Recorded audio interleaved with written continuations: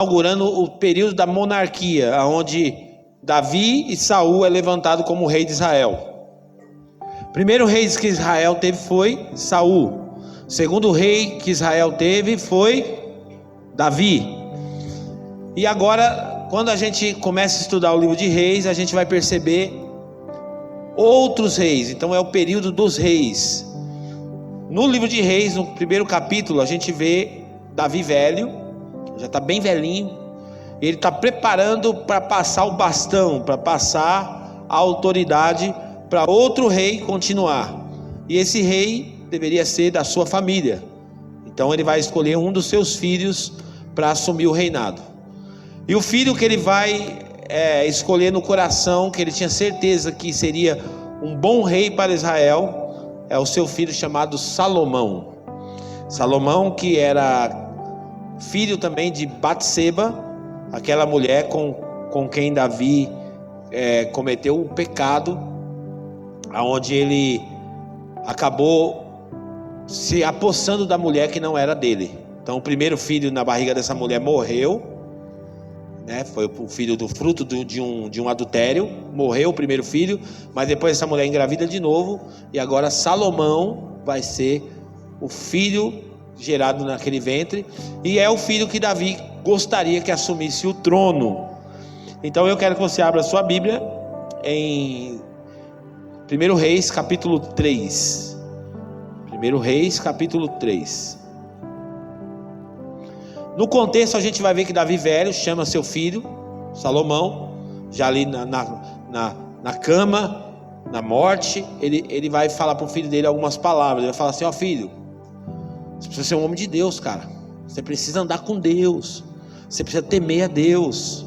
Você precisa respeitar a Deus.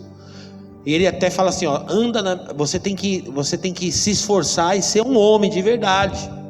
Então ele vai chamar Salomão e vai dar orientações para Salomão. E a Bíblia então mostra esse Salomão crescendo com esse entendimento, andando no caminho do seu pai Davi, sobre as orientações do seu pai Davi. E eu queria fazer essa leitura com vocês do capítulo 3, do versículo 1 até o versículo 14.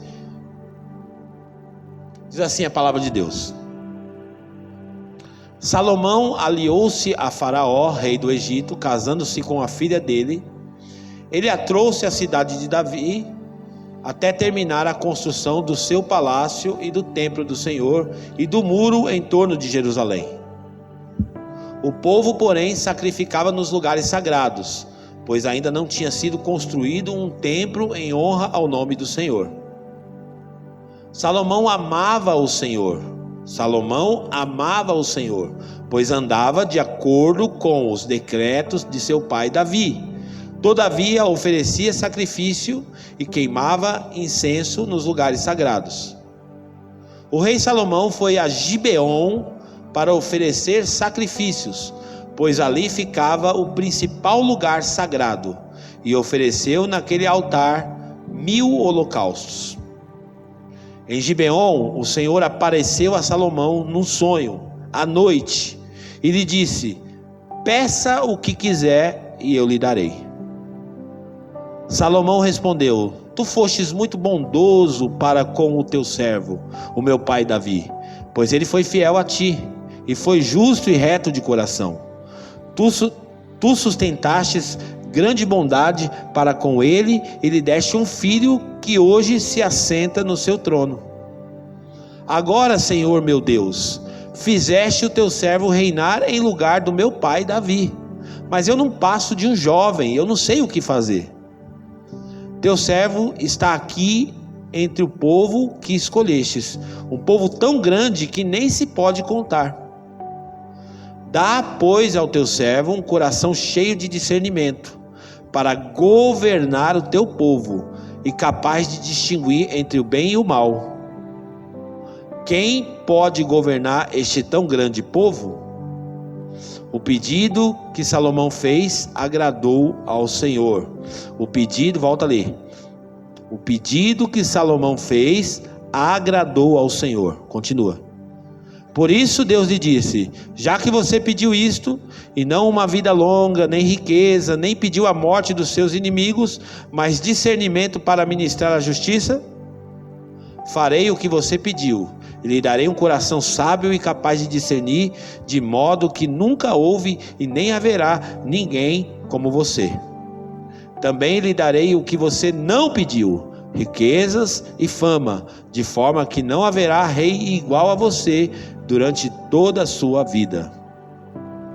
E se você andar nos meus caminhos e obedecer os meus decretos e os meus mandamentos, como seu pai Davi, eu prolongarei a sua vida. Senhor, te agradecemos nesta manhã pela tua palavra, que ela possa fluir e alcançar o nosso coração. Acerta o alvo nessa manhã, em nome de Jesus, Senhor. Amém e graças a Deus. Queridos, todos conhecem aqui essa história da Bíblia também. O livro dos reis, as histórias do livro dos reis, são praticamente todas as histórias, a maioria delas são histórias clássicas, muito conhecidas por todos nós, porque são histórias que trazem lições muito profundas para ensinar a família, ensinar as crianças, ensinar tanta gente. E todos sabem sobre esse fato, que é o pedido que Salomão fez para Deus. Ele teve uma experiência com Deus. O pai dele, Davi, tinha ensinado para ele como andar com Deus, ensinado para ele a questão de ofertas, de como ofertar a Deus, como honrar a Deus com as ofertas. Então Salomão, ele meio que fazia as coisas, mas ele ainda não tinha tido uma experiência com Deus. Ele praticava os rituais, ele praticava aquilo que aprendeu com o pai, mas ele ainda não tinha a sua experiência com Deus ainda. A Bíblia fala que ele vai ser chamado por Deus para construir um templo para Deus. Na verdade, quem queria construir esse templo era Davi, mas Deus não deixou Davi construir e falou para Davi assim: você não vai construir o templo, porque nas suas mãos tem sangue, então você não pode construir o templo. Então Davi vai lá e investe dinheiro, tudo na vida de Salomão, para construir o templo. E a Bíblia fala então que Salomão, um dia, ele vai oferecer uma oferta para Deus, uma oferta muito significativa, 1000 holocaustos. Então 1000 sacrifícios ele vai oferecer para Deus. E depois que ele ofereceu todo esse sacrifício, e não é como hoje, você vem e põe no envelope e traz. Fazer um holocausto era pegar o animal, levar o animal e o animal passar por todo um processo cerimonial para ser oferecido para Deus. E a Bíblia fala então que depois disso, o que aconteceu? Está com o Samuel, por favor. O que aconteceu depois disso? Ele pegou e foi dormir. E nisso que ele foi dormir, Deus apareceu para ele num sonho. Deus aparece para ele num sonho. Todo mundo queria ter um sonho desse. Todo mundo queria ter um sonho desse. Deus aparece como o gênio da lâmpada mágica e fala: Salomão, pede o que você quiser. Olha, imagina um pedido desse. Aí Deus não pode dar asa para cobra, né, meu irmão? Porque tem gente aqui que se Deus falasse um negócio desse, que ia sair cada coisa que só Jesus. Mas Deus fala para Salomão: pede o que você quiser que eu te dou. Você percebe que a fala de Deus é uma fala muito tentadora, né? Pede o que você quiser. Deus não coloca limites. Deus fala: pede o que você quiser e eu vou te dar. Só que Salomão começa, antes de imediatamente fazer o pedido, Salomão começa a verbalizar todo um contexto. Ele fala para Deus assim: Deus, o Senhor sabe, meu pai andou na tua presença, e agora eu estou aqui numa posição que meu pai confiou nas minhas mãos, de ser o novo rei de Israel. Só que Deus, eu não sei nada, eu sou ainda uma criança, eu ainda sou uma pessoa muito leiga, eu não conheço nada, eu não tenho nenhuma ideia política, nada, eu não sei o que fazer. Então Deus, eu só te peço uma coisa: me dá discernimento, me dá entendimento, para que eu possa guiar este povo. E o tema da minha mensagem hoje põe aí, Samuca, o que tinha naquele pedido. O que tinha naquele pedido? Porque a Bíblia fala que aquele pedido fez o quê? Chamou a atenção de Deus, agradou a Deus. O pedido de Salomão agradou a Deus. O pedido que Salomão fez chamou a atenção de Deus, e Deus ficou feliz demais com o que Salomão pediu. Deus ficou surpreso. Por quê? Porque comumente homens pediriam, e o próprio Deus fala: engraçado, você não pediu para mim o que homens comumente pediria, que é a morte dos inimigos, que é riqueza, que é fama. Não, você pediu para mim, você fez um pedido para mim diferente de que outros homens fariam.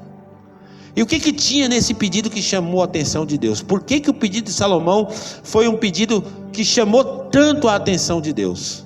Porque o pedido de Salomão foi um pedido altruísta. Salomão não pediu para si mesmo. Salomão não pediu para ele mesmo. Salomão tinha condições de fazer um pedido para a sua vida pessoal, para que ele nunca mais passasse privações, para que ele garantisse o futuro da família dele, sei lá, ele podia pedir tantas coisas. Por um segundo passa pela sua cabeça: se Deus fizesse um pedido desse para você, o que você pediria? Se Deus fizesse uma pergunta dessa para você, o que você ia pedir para Deus? Olha, imagina só, geralmente os nossos pedidos estão carregados de egoísmo. A gente ia querer livrar a nossa cara. A gente ia querer garantir o nosso futuro. Nós gostaríamos, talvez, num pedido que fizéssemos a Deus, seria para poder proteger a nossa vida, a vida de quem a gente gosta ali em volta. Então, talvez muitos de nós, porque a gente vai pedir de acordo com aquilo que a gente mais necessita. Muitos de nós pediríamos riqueza. Ah, Deus, então me dá um dinheirão aí para mim. Faz a minha conta bancária explodir de tanto dinheiro. Outros talvez pediriam mulheres. Deus, eu quero ser igual Salomão, quero ter 1000 mulheres. Só que o problema de ter 1000 mulheres é que você vai ter que ter 1000 sogras também, meu. Aí é que tá o negócio. Brincadeira, viu? Não tem nada contra a sogra da minha sogra é uma benção. E a sogra da minha esposa então é maravilhosa. Mas enfim, o pedido de Salomão foi um pedido altruísta. O que é altruísmo, gente? Altruísmo é o contrário do egoísmo. Altruísmo é ausência de egoísmo, comportamento de quem tem consideração a outro, de quem se preocupa com os demais, a atitude de quem, contrariando sua própria natureza egoísta, pensa além de si mesmo. Altruísmo é abnegação. E o pedido de Salomão foi um pedido tão sábio, apesar dele ainda não ser o homem mais sábio, mas o pedido dele, sem querer, já viu aquela frase que fala assim: atirou no que viu, acertou o que não viu? Foi mais ou menos isso, porque o pedido dele foi carregado de tanta sabedoria, que o próprio Deus fala: meu, só porque você não me pediu outras coisas, eu vou te dar tudo agora. O próprio Deus fala: ó, você não me pediu riqueza, eu vou te dar riqueza. Você não pediu honra, eu vou te dar honra. E se você andar na minha presença, você vai viver muito tempo. Então, quando você tem um coração altruísta, aquilo que você pede para os outros, Deus faz por você aquilo que você não pediu para você mesmo. É lindo isso. Quando você tem um coração altruísta, o que você quer para os outros, vem para você aquilo que você não pediu para você mesmo. Foi o que aconteceu com Salomão. A definição de egoísmo é falta de altruísmo, apego excessivo aos próprios interesses, comportamento da pessoa que não tem em consideração os interesses dos outros. O egoísmo é uma característica ou condição da pessoa que busca exclusivamente a sua felicidade e satisfação pessoal. Então, se a gente entender que servir as pessoas, que fazer pedidos ou colocar à disposição dos outros o que nós temos, agrada o coração de Deus a tal ponto de Deus defender coisas na sua vida que nem você mesmo está se importando. Então você vai passar a ter o que você não tem, quando o que você tem estiver à disposição das pessoas. É muito sério essa colocação, porque altruísmo está intimamente ligado a cristianismo. Sem altruísmo não existe cristianismo. Jesus veio para doar a vida dele, completamente. Jesus foi o maior exemplo de abnegação. Jesus doou toda a sua vida aqui nessa terra em favor dos outros. Jesus não pensou em si mesmo. Jesus não olhou para o próprio umbigo. Então, o pedido de Salomão foi impactante porque foi um pedido altruísta. Foi um pedido que visava servir as pessoas. Ele fala para Deus: Deus, me dá um coração entendido para me servir os outros. Deus, me dá um coração sábio, instruído, para que eu possa ajudar esse povo, porque eu não consigo ajudar esse povo. Agora, se o Senhor me der, eu vou ajudar este povo. Eu quero ajudar esse povo, eu quero servir esse povo, e é por isso que eu estou pedindo isso. Aí Deus fala: não, não é possível, você está com febre nessa Salomão, está doente, não é possível. Um pedido tão altruísta desse, geralmente os homens não pedem pedidos altruístas. Olha o que diz a Bíblia em Tiago capítulo 4, versículo 1.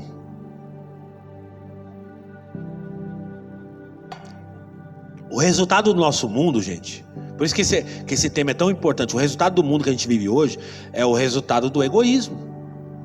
As guerras, você está vendo essa guerra atual agora da Rússia e da Ucrânia. O que eles... É egoísmo, que é só para si, pensando só em si mesmo, não está pensando nas pessoas que estão lá. Olha que interessante, ó. De onde vêm as guerras e as contendas que há entre vocês? Não vem das paixões que vocês guerreiam dentro de vocês? Continua. Vocês cobiçam coisas e não as têm, matam e invejam, mas não conseguem obter o que desejam. Vocês vivem a lutar e a fazer guerras. Não têm porque não pedem. Não tem porque não pedem. E aí o próximo versículo é o mais forte. Quando pedem, não recebem, pois pedem por motivos errados, para gastar em seus prazeres. Primeiro, não tem porque não pede.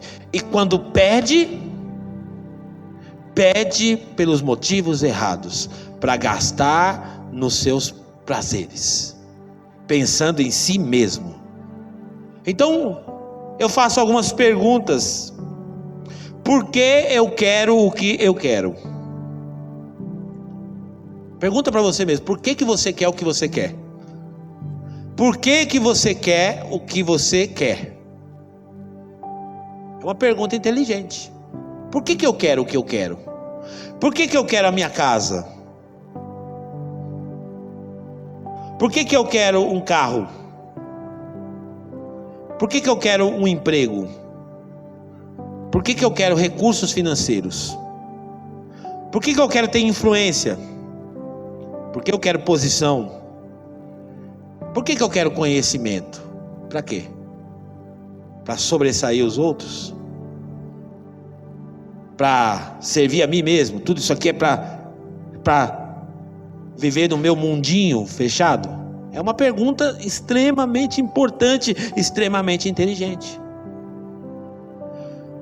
Salomão faz um pedido para Deus que contraria a maioria dos pedidos humanos.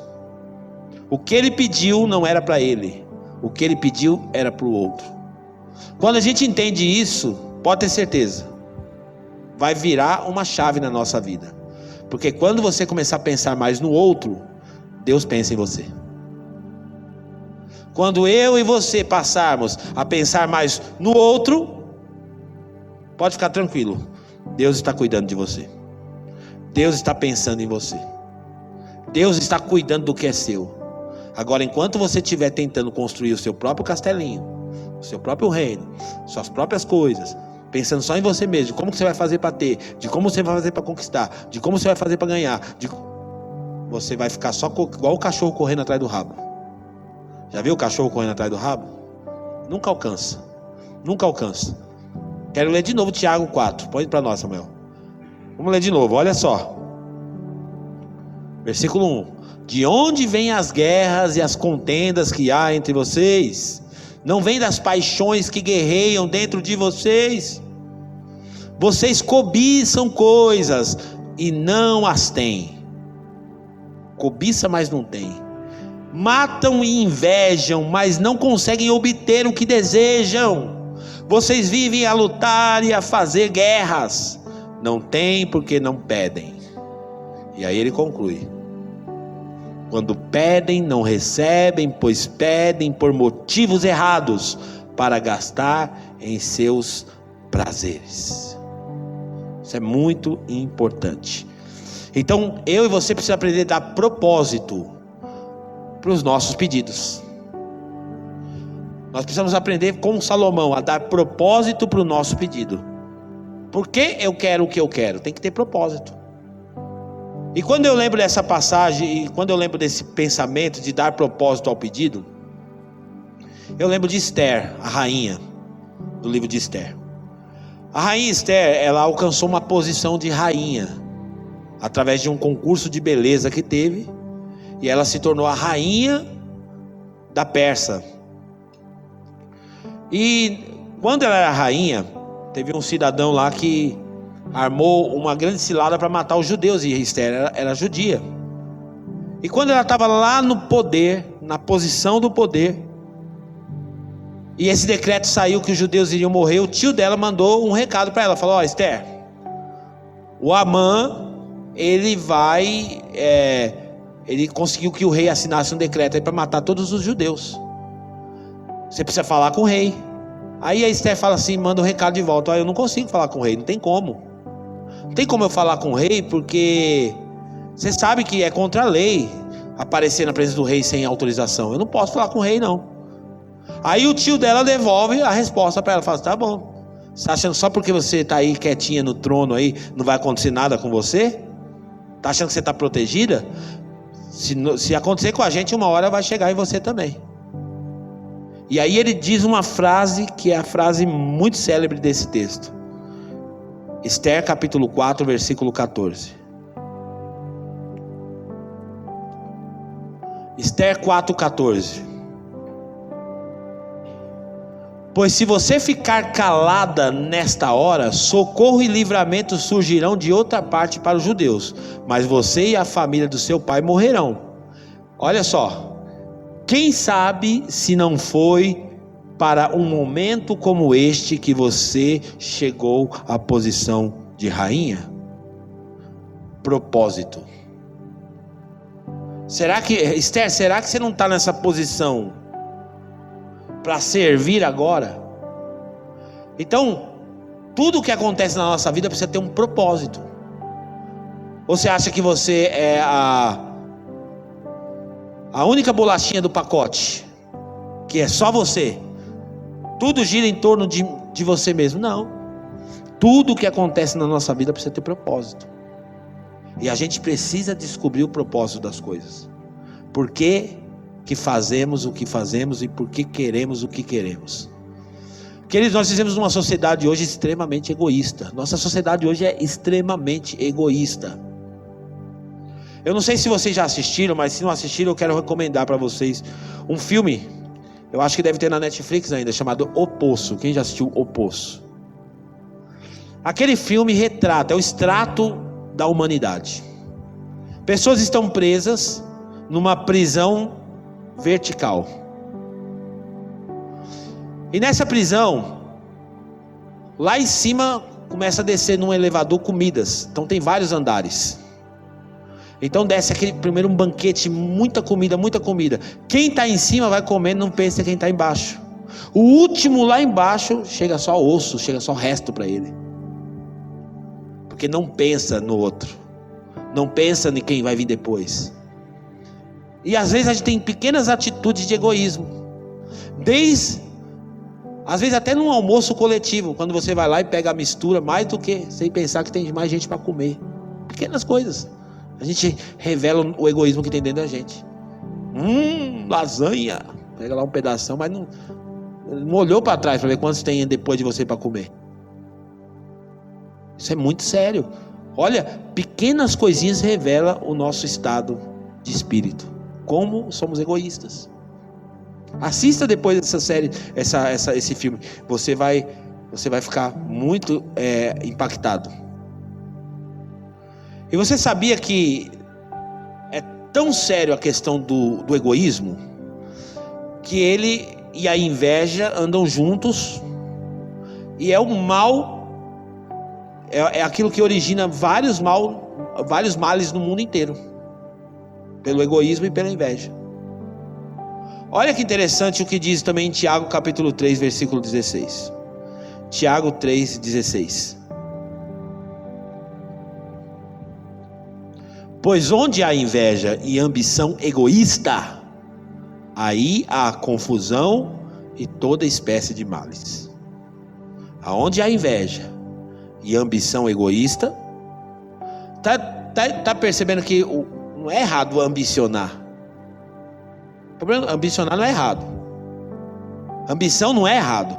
A ambição egoísta é errado. Agora, você ambicionar para servir as pessoas, poxa, eu quero ter muito dinheiro para servir os outros. Poxa, eu quero ter uma empresa, eu quero ser um empresário. Por que você quer ser um empresário? Porque eu quero ter um Porsche, porque eu quero ter uma Land Rover, porque eu quero ir para ilhas do Caribe. Né? Isso é ambição egoísta. Agora, quando o que você tem serve os outros, você vai ter o Porsche, você vai ter a ilha do Caribe para você ir, mas desde que haja propósito para aquilo que você está desejando. Não adianta correr atrás do rabo. Não tem a bênção de Deus, não tem o favor de Deus, não tem. Aonde há egoísmo, toda espécie de males estão ali. E a palavra de Deus, ela desafia a gente a se libertar do egoísmo, a sermos altruístas. É aquilo que eu falei para você. Cristianismo é altruísmo. Não tem como ser cristão e não ser altruísta. Tem que ter altruísmo no cristianismo. Filipenses capítulo 2, versículo 3. Filipenses 2, 3, vamos ver. Não façam por ambição egoísta ou por vaidade, mas humildemente considere os outros superiores a si mesmos. Cada um cuide não somente dos seus interesses, mas também dos interesses dos outros. Não quer dizer que é para você abandonar você também. Não é cuidar só dos meus interesses. O problema está nessa palavrinha. Eu quero cuidar só dos meus interesses. Não, eu tenho interesses, mas eu também tenho que me importar com o interesse do outro. Eu também tenho que me importar com o interesse do outro. Aquilo que eu puder fazer para facilitar, para que o interesse do outro também seja realizado, eu vou fazer. É muito importante a gente despertar para isso. A sociedade de hoje parece o tanque de Betesda da Bíblia. João capítulo 5, vamos ver. Esse tanque aqui, existia uma crença nesse tanque que o anjo movia as águas e as pessoas eram curadas. Era uma crença que eles tinham. Mas eu não quero falar da crença. Eu quero falar do comportamento das pessoas que estavam no tanque. João capítulo 5, versículo 5. Jesus um dia vai nesse tanque. E lá tinha um monte de gente doente no tanque. Um dos que estava ali era um paralítico que fazia 38 anos. O cara tinha paralítico, 38 anos. Colocaram ele lá no tanque e falou assim, ó, fica aí que a hora que mexer a água você vai ser curado, você vai ser tocado. Vamos ver. Quando o viu deitado e soube que ele vivia naquele estado, isso é Jesus chegando. Durante tanto tempo, Jesus lhe perguntou, você quer ser curado? Aí ele responde, ó, essa aqui é a fala mais triste da Bíblia, gente. Olha a fala dele. Disse o paralítico, Senhor, eu não tenho ninguém que me ajude a entrar no tanque. Quando a água é agitada, enquanto eu estou tentando entrar, outro chega antes de mim. Sempre alguém pensando em si mesmo, vai lá. É a sociedade de hoje. Quando eu estou pensando, alguém já passou na minha frente. Ninguém se importou comigo. Hoje nós participamos da ceia. E Paulo vai fazer uma advertência muito triste no culto da ceia na igreja de Corinto, que era a igreja mais problemática que tinha da Bíblia. 1 Coríntios capítulo 11, versículo 20. Olha o egoísmo presente na igreja na hora do culto da ceia. Acompanha comigo essa leitura. Quando vocês se reúnem, não é para comer a ceia do Senhor. Paulo está brigando com essa igreja. Essa reunião de vocês aí está esquisita. Vocês se reúnem aí, não é para participar da ceia. Continua. Porque cada um come a sua própria ceia. Porque como é que era a ceia? Só para contextualizar. A ceia não é como a gente faz hoje. A nossa ceia, ela é muita herança até do próprio catolicismo, esse modelo que a gente faz. Mas a ceia antes era comida mesmo. Eles levavam comida, cada um trazia um prato da própria casa, tudo, e eles faziam uma reunião de comida mesmo, de comunhão. E naquela reunião, em um momento, tinha lá um suco de uva, e tinha o pão, ou o vinho e o pão, e aí naquele momento pegava, celebrava a ceia e falava sobre a importância. Mas na hora da comilança, os irmãos estavam fazendo o quê? Cada um levava a própria comida e pensava em si mesmo.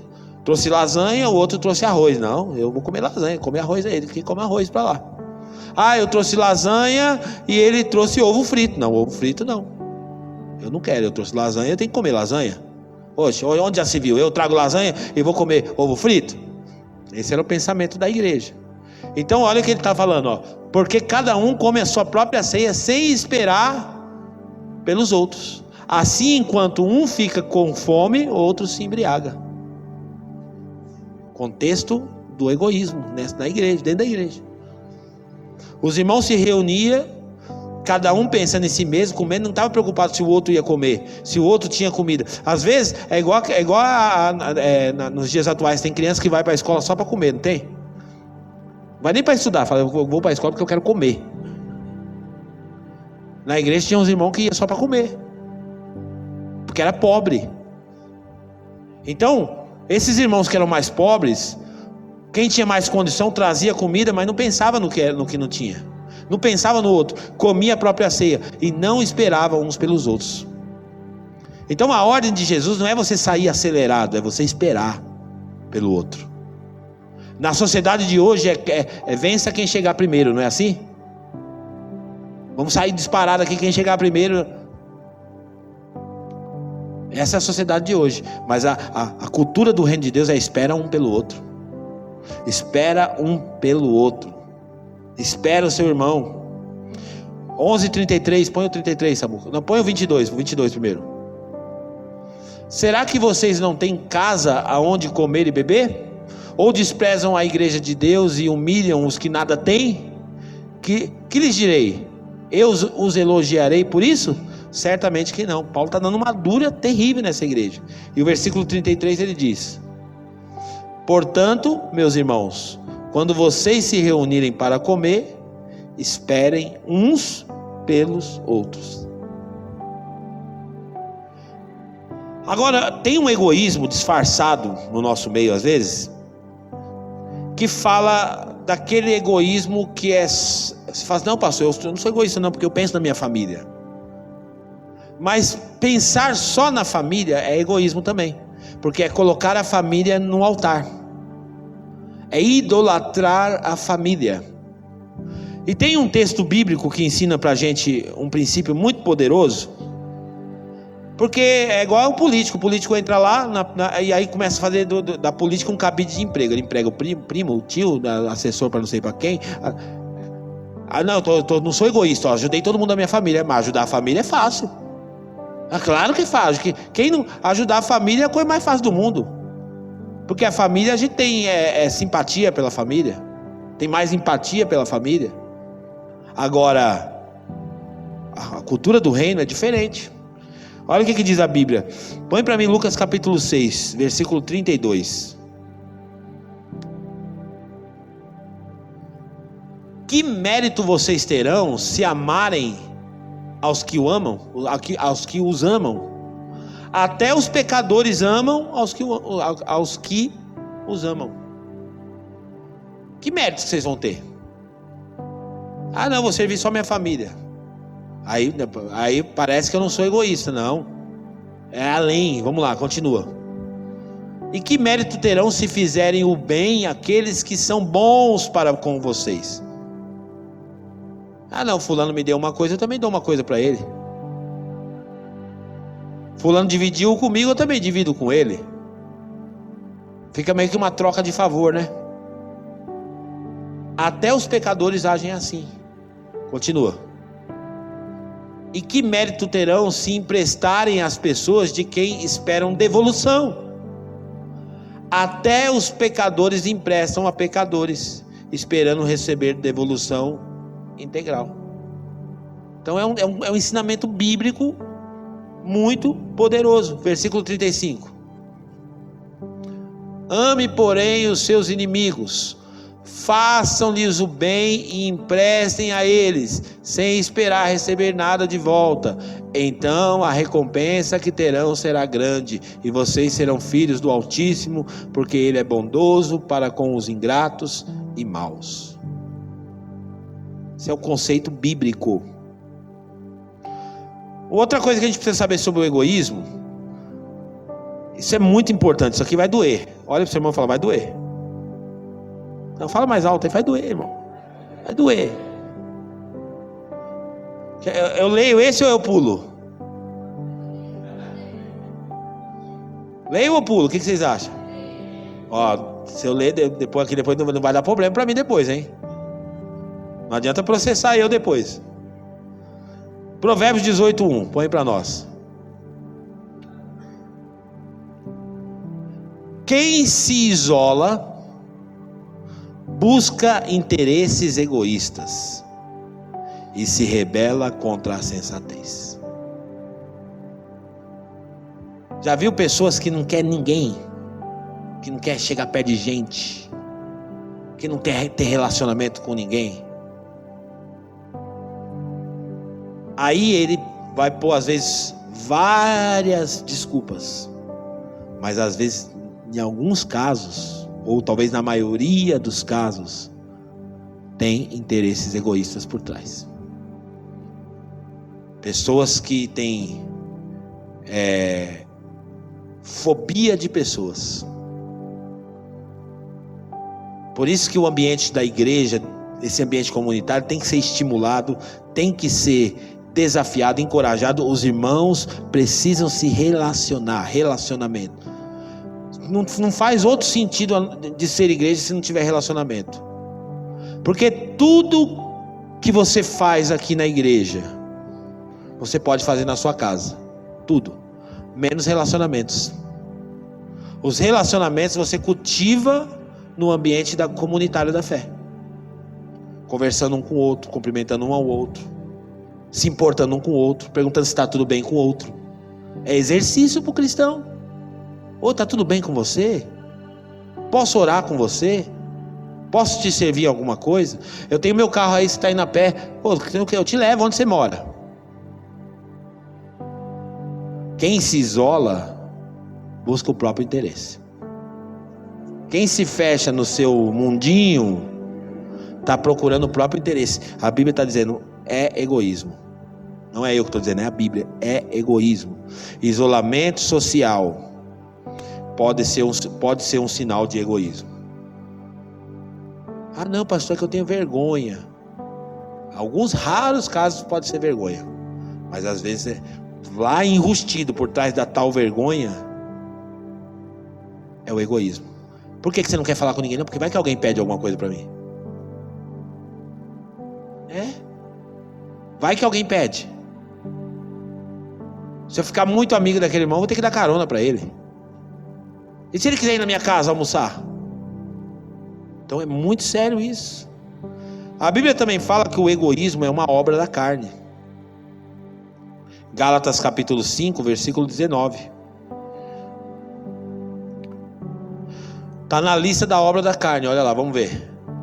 Ora, as obras da carne são manifestas: imoralidade sexual, impureza, libertinagem, continua, idolatria, feitiçaria, ódio, discórdia, ciúme, ira, egoísmo, dissensões, facções e assim vai. Então, o egoísmo é uma obra da carne. Então, se o egoísmo é uma obra da carne, como eu faço para vencer o egoísmo? Andando no Espírito. relacionando com Deus, crescendo com Deus, me expondo ao ambiente da fé, para me deixar de ser egoísta. O egoísmo, gente, é um câncer, e ele pode afastar você dos seus melhores resultados em Deus. E uma outra coisa importante sobre o egoísmo é que o egoísmo é escatológico. O que quer dizer isso?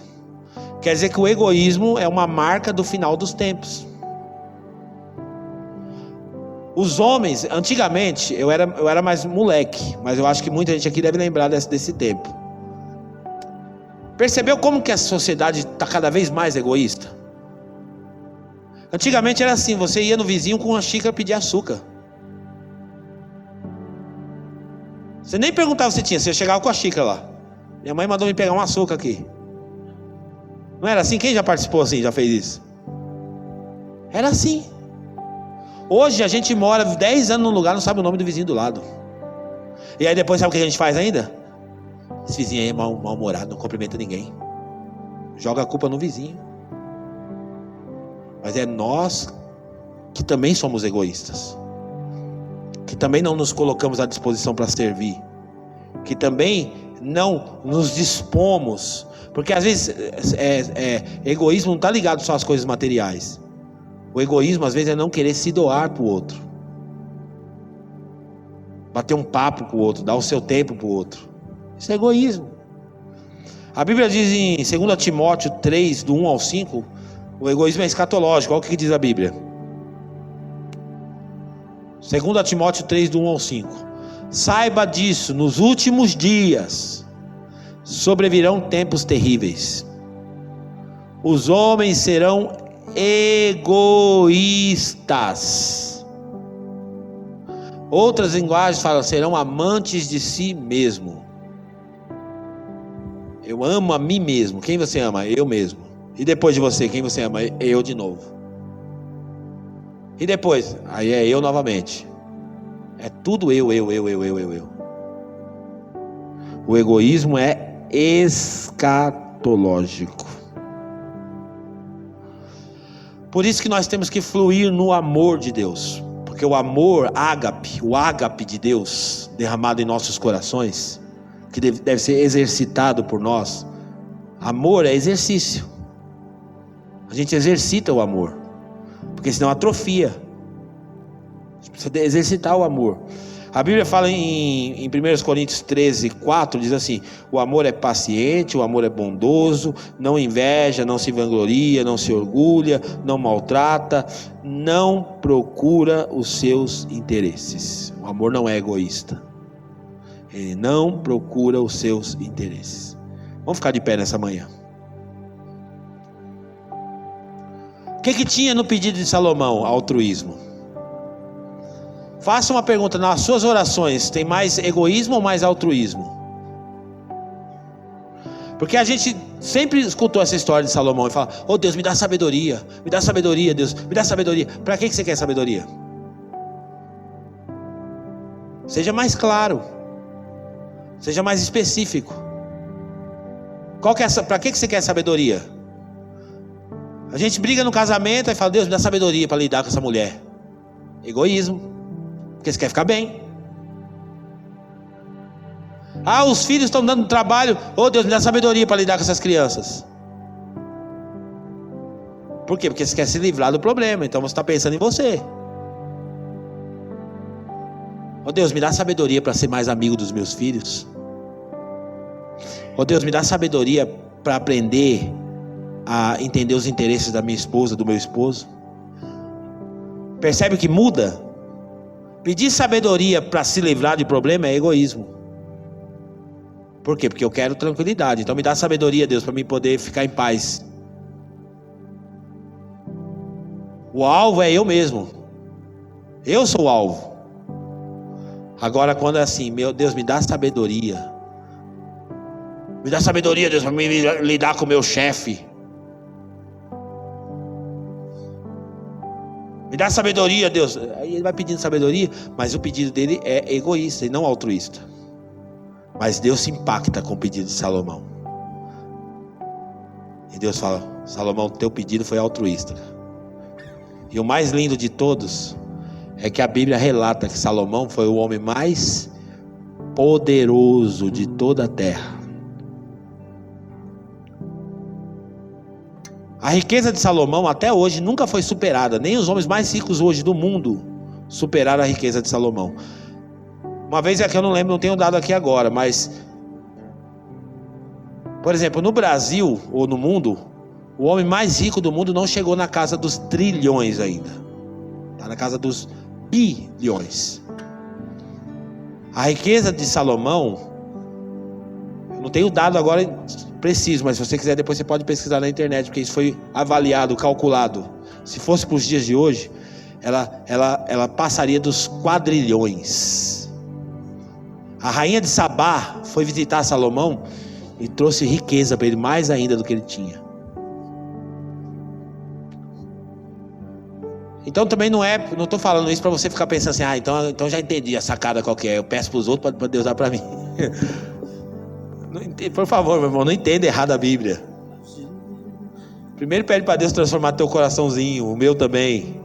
Ah, Deus, me dá um coração mais altruísta, Deus, porque eu sou egoísta, Deus. Primeira coisa é admitir se é ou não. Deus, eu divido até as coisas que eu tenho, mas eu não me divido com ninguém. Deus, eu até não tenho dificuldade de emprestar uma coisa material, mas eu tenho dificuldade de emprestar os meus ouvidos para alguém. Deus, eu estou à disposição. Se alguém precisar de mim, eu estou aqui. Eu estou aqui, Deus. Se alguém precisar de mim, pode contar comigo. Mas eu não vou me oferecer. Mais ou menos assim. Então o pedido de Salomão, ele é marcado por esse altruísmo.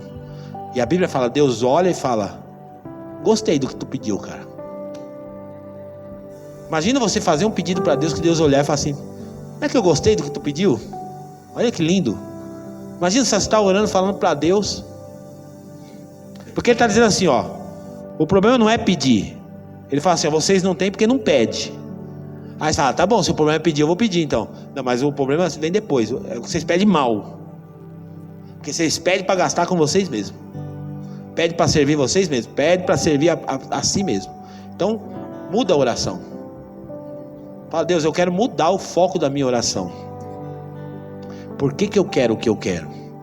Por que eu quero a posição que eu quero? Por que eu quero ter conhecimento? Para me orgulhar do conhecimento? Porque o conhecimento incha. Por que eu quero essa posição no meu trabalho? Só para dizer que eu sou o chefe e eu mando nos outros? Ou é para servir os outros? É para impulsionar os outros? É para levantar os outros? Para que eu quero meu carro? Só para mim poder botar minha família e ir para a praia? Quando você não aprender, vai ter que andar a pé mais tempo. Para que eu quero o que eu quero? Eu pedi tanto para Deus uma casa, aí Deus te dá a casa, você fica egoísta com aquela casa. Ninguém pode sentar no seu sofá. Eu já fui em casa assim, meu irmão. Você sentar no sofá da casa, a pessoa olha para você meio... Parece que... Ô louco, o que tem aqui no sofá, meu senhor? Mas sofá não é feito para sentar? Para que eu tenho o que eu tenho? Para que eu quero o que eu tenho se não tem propósito? Se o que Deus me deu não tem propósito na minha vida, eu não preciso ter. Aí Deus te dá uma casa, aí o pastor está aqui falando: gente, vamos abrir uma célula. Abre a sua casa para ser uma célula. O irmão faz assim: eu navegarei no oceano do Espírito. Irmãos, por favor, pega o carro, dá uma carona pro irmão.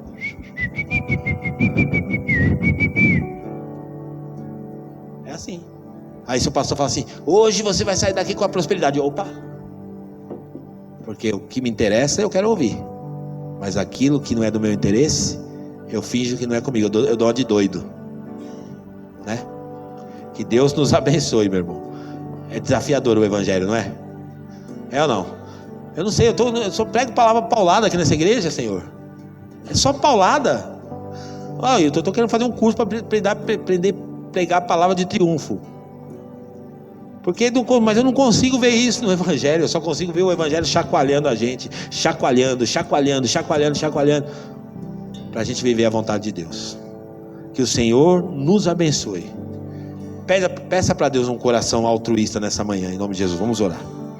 Senhor, eu quero te agradecer nesta manhã por essa palavra, Pai, porque é a tua palavra, nós não podemos negar. Nós sabemos que o Evangelho nos desafia, contraria sim os nossos interesses. Nós queremos te pedir perdão nessa manhã, Pai. Pedir perdão porque os nossos pedidos muitas vezes estão carregados de tanto egoísmo, Senhor. Como nós pensamos em nós mesmos. Senhor, nos ajuda, Pai. Nós queremos ter um coração altruísta, um coração igual ao de Jesus.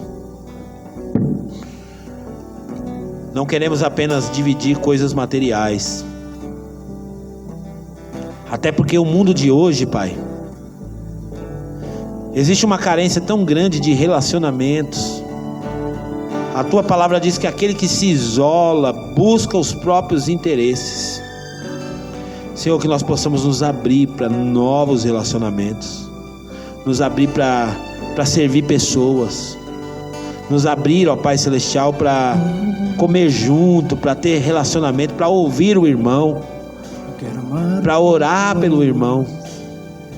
Ô Senhor, nos ajude. Sim,